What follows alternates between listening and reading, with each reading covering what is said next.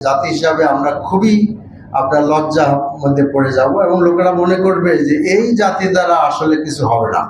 তো কাজে আমরা সেটা বলেছি যে আমরা শুধু ডিসকাসই করিনি, আমরা নোট অফ ডিসেন্ট দিয়েছি, আবার আমরা একমত হয়েছি। এবং আপনারা চিন্তা করে দেখেন যে বাংলাদেশের ইতিহাসে right from the Pakistan up to this days কোনো একটি সময়ে পলিটিক্যাল পার্টিগুলো এত বড় বিষয়ে এবং অনেক বেশি বিষয়ে ঐক্যমত হয় নাই।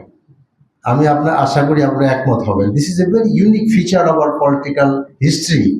So this is very important for all the political party যে এই যে একটা আমরা ঐক্যমত হলাম, এই ঐক্যমতকে বাস্তবায়ন করা। কারণ আপনি তো বাস্তবায়ন করার পরে আপনি জুলাই চার্টারে স্বাক্ষর করেছেন। এতগুলো মানে জাতি দেখলো আর কি, পুরা জাতি দেখলো, ইন্টারন্যাশনাল অর্গানাইজেশনগুলো সেখানে ছিল, দেশ বিদেশে সমস্ত জায়গায় আমরা এটা দেখলাম প্রচার হতে। তারপরে যদি আমরা মানে করি আর ব্যাকওয়ার্ড ওয়াক করা শুরু করি, তখন আমাদের জবাবটা কি হবে? জাতি হিসাবে আমরা খুবই আপনার লজ্জার মধ্যে পড়ে যাব এবং লোকেরা মনে করবে যে এই জাতি দ্বারা আসলে কিছু হবে না।